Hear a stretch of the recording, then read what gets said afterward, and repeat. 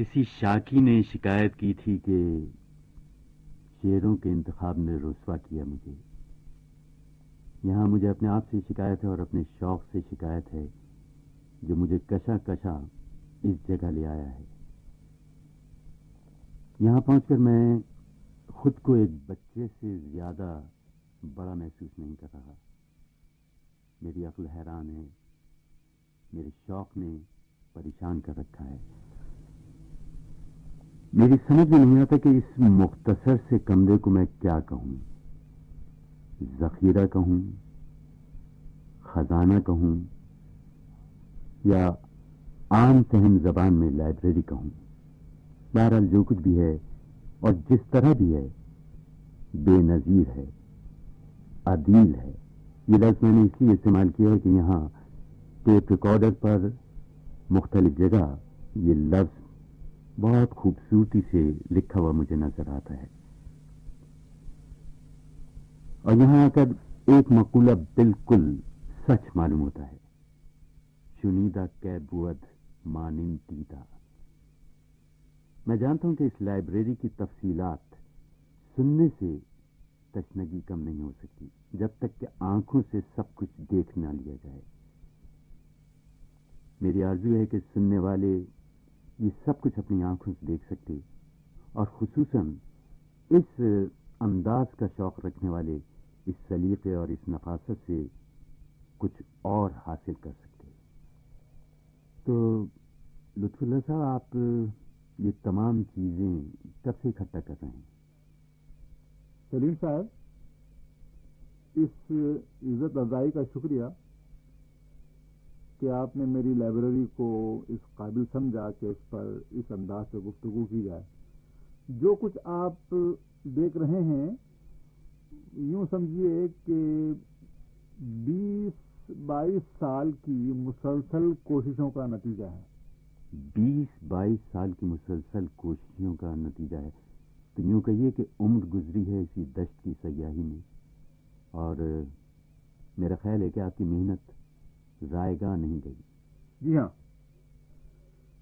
देखिए ना, अगर इस शौक को कदर सलीके और मुस्तैदी के साथ जारी रखा जाए तो मैं समझता हूँ उसके जरिए बहुत कार आमद मवाद जमा किया जा सकता है, और मुझे उम्मीद है कि गैर मुअय्यना मुद्दत तक महफूज भी रखा जा सकता है, और इसे मैं इल्म व फन की खिदमत का एक अच्छा तरीका भी समझता हूँ। आप कहेंगे कि मैं आपको परेशान किए जा रहा हूं, लेकिन ये बताइए कि आपने ये सब कुछ तरतीब किस तरह दिया है? मैंने अपने छोटे से जखीरे को चंद मज़ामीन में बांट दिया है। एक हिस्सा तो वो है जिसमें हमारी मौसीकी के कई हजार आइटम रखे गए हैं। उनको मैंने मजीद 3 हिस्सों में तकसीम कर रखा है। एक हिस्सा वो है जो साजों की मौसीकी से मुरतब है, दूसरा हिस्सा क्लासिकी गानों पर मुश्तमिल है, और तीसरे में मौसीकी का वो मकबूल शोबा है जिसे हम और आप हल्की फुल्की मौसीकी के नाम से याद करते हैं। आपने इतने मजेदार अंदाज में, इतने हल्के फुल्के अंदाज में ये सब कुछ बता दिया, लेकिन अभी मैं आपका पीछा नहीं छोड़ूंगा लुत्फुल्लाह साहब। ये तो हुआ मौसीकी का शोबा, तो इसके बाद भी तो किसी शोबे का नंबर आता है। इसके बाद नंबर आता है उर्दू अदब का। जाहिर है कि इसके हुदूद भी बहुत वसी और अरीज हैं। बहरहाल इसमें तमाम काबिल जिक्र शुरा का कलाम उनकी अपनी जुबान में मौजूद है। चंद यादगार मशायरे भी महफूज कर लिए गए हैं। कदीम क्लासिकी अदब के मुंतखब हिस्से खुश बयान हजरात की जुबानी पढ़वा कर रिकॉर्ड कर लिए गए हैं। अफसाना निगारों से उनके अफसाने और नावल निगारों से उनके नावलों के चंद इक़्तिबासात पढ़वा लिए गए हैं। रेडियाई ड्रामों का इंतखाब भी शामिल है। फिर ड्रामे के फनकारों से इंटरव्यू भी रिकॉर्ड कराता जा रहा हूं। بس کچھ ایسے ہی پروگراموں سے یہ شعبہ بھرا ہوا ہے۔ لطف اللہ صاحب، مجھے یقین ہے کہ آپ نے چند مشہور اور یادگار تقریریں بھی جمع کر رکھی ہوں گی۔ جی ہاں، دیکھیے، اتفاق کی بات ہے، تقریروں کا شعبہ تیسرے نمبر پر آتا ہے۔ اس میں نادر آوازیں جمع ہیں، قائدین عالم کے بیانات ہیں، پھر پاکستان کے گورنر جنرل، صدر، وزیر اعظم اور چند وزیروں کی آوازیں بھی ہیں۔ ان کے بعد سیاسی رہنماؤں کی تقریریں ہیں۔ ان کے علاوہ مشہور اور دلچسپ شخصیتوں کی آوازیں بھی اکٹھا کر رہا ہوں۔ آپ گھبرائیے نہیں، میں کسی حد تک آپ کو پریشان کیے ہی جاؤں گا۔ تو تقریروں کے شعبے کے بعد آپ کس شعبے کا ذکر کرنا پسند کریں گے؟ لائبریری کا چوتھا حصہ مشتمل ہے مذہبیات پر۔ اس میں دین اسلام پر منتخب مواد ہے۔ پورا قرآن مجید 2 سے زائد حضرات کی آواز میں پڑھا ہوا میرے پاس ہے۔ پھر عالم اسلام کے تقریباً تمام قاریوں کی قرأت کے نمونے موجود ہیں، اور وہ بڑی تعداد میں موجود ہیں۔ جی، تفسیر و ترجمے کے لیے ایک حصہ وقف ہے۔ واعظ مواعظ کا بھی کافی ذخیرہ ہے۔ حمد، نعت، منقبت وغیرہ وغیرہ کے لیے کئی ٹیپیں وقف کی گئی ہیں۔ لطف اللہ صاحب، میرا خیال ہے اور شعبے بھی بہت سے ہوں گے، لیکن شاید کوئی ایسا شعبہ رہ گیا ہو، اس لیے کہ آپ کا ذہن بہت ہی مصروف رہتا ہوگا اس تمام کاروبار سے۔ تو کوئی ایسا شعبہ بھی ہے جس کا ذکر شاید آپ نے نہ کیا ہو؟ ایک حصہ ہے ایسا، جی ہاں۔ کچھ عرصہ ہوا میں نے تعلیمی شعبے کی بنیاد رکھی تھی، لیکن سچ تو یہ ہے کہ یہ حصہ بنیادی شکل سے آگے نہیں بڑھ سکا۔ آپ دیکھ رہے ہیں کہ ہمارا ملک ایک عرصے سے تعلیم و تعلم کی راہ پر کس قسم پرسی کے عالم سے گزر رہا ہے۔ میری کوششیں بھلا کس قطار شمار میں آ سکتی ہیں، لہذا یہ شعبہ بھی ادھورا ہی رہ گیا۔ میرا خیال ہے لطف اللہ صاحب، آج کل ہمارے بہت سے نوجوانوں کو مغربی موسیقی سے اچھی خاصی دلچسپی ہو گئی ہے۔ میرا دل کہتا ہے کہ یہ شعبہ آپ کی لائبریری سے خارج نہیں ہوگا۔ یہ شعبہ ہے تو صحیح، لیکن اس شعبے کو میں کبھی صحیح معنوں میں وسعت نہیں دے سکا، اور نہ شاید کبھی دے بھی سکوں۔ اس کی وجہ یہ ہے کہ مغربی موسیقی کو احاطہ کرنا بہت ہی مشکل کام ہے۔ ایک تو وجہ یہ بھی ہے کہ ہمارے ہاں اس کے پورے مواقع فراہم نہیں ہوتے، اور دوسری وجہ یہ ہے کہ مغربی ملکوں میں بڑے بڑے اداروں نے اس کا بیڑا اٹھا رکھا ہے۔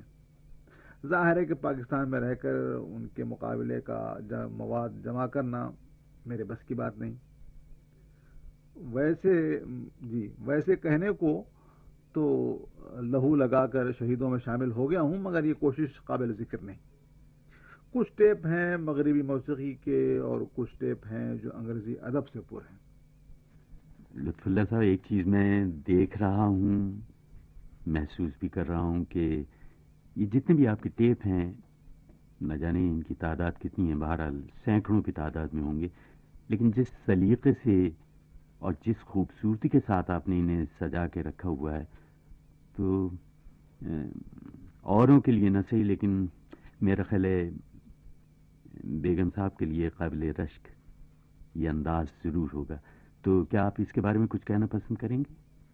بھائی، جس رکھ رکھاؤ اور اہتمام کا آپ ذکر کر رہے ہیں، در حقیقت اس کا لازمہ ہے۔ دیکھیے، کتابوں کی بات اور ہے، ان کی جلدوں پر نام ہوتا ہے، سرخیاں ہوتی ہیں، اور اگر یہ دونوں نمایاں نشانیاں غائب ہوں اور کتابیں کہیں بکھر کر بے ترتیبی سے پھیل جائیں، تو اندر کے صفحات سے زبان اور اس کے عنوان کا آسانی کے ساتھ پتہ چل سکتا ہے۔ مگر یہاں معاملہ دوسرا ہے۔ آپ کو سبھی ٹیپ یکساں نظر آئیں گے. بظاہر کوئی نشان، کوئی علامت ایسی نظر نہیں آئے گی جس سے کہ آپ مطلوبہ ٹیپ کی شناخت کر سکیں. اسی لیے پہلے ان کی حد بندی ہوتی ہے، نشاندہی کی جاتی ہے، فہرست تیار ہوتی ہے، الگ الگ کیٹلاگنگ ہوتی ہے، غرض کہ وہ تمام احتیاطی تدابیر اختیار کی جاتی ہیں جن سے ٹیپوں کو آسانی کے ساتھ دوبارہ ترتیب دیا جا سکتا ہے. آپ نے پروگراموں کے انتخاب کے بارے میں چند اصول وضع کر رکھے ہوں گے، ان کے بارے میں کچھ بتائیے.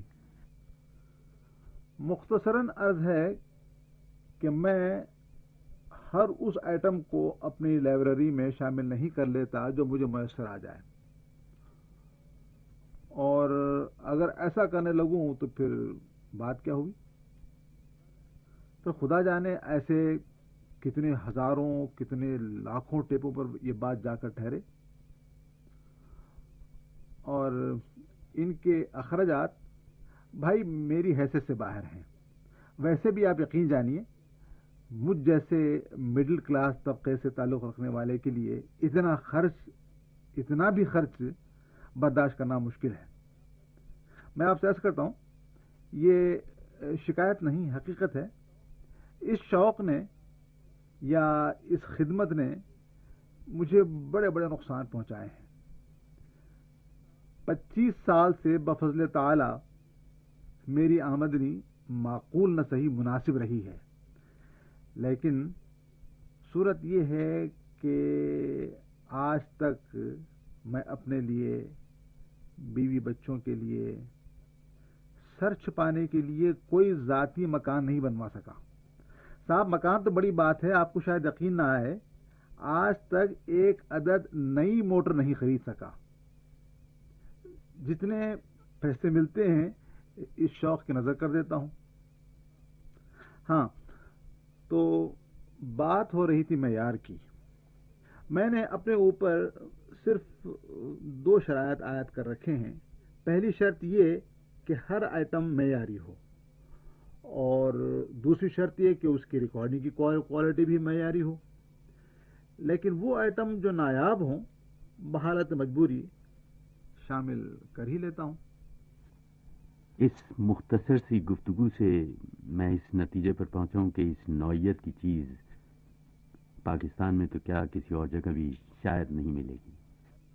بھائی میری تمنا ہے کہ صاحبان ذوق اور بااثر حضرات اس میدان میں آئیں اور انفرادی حیثیت سے اس میں بھرپور حصہ لیں، تاکہ اس میڈیم کے ذریعے سے علم و فن کی بہتر سے بہتر خدمت ہو سکے.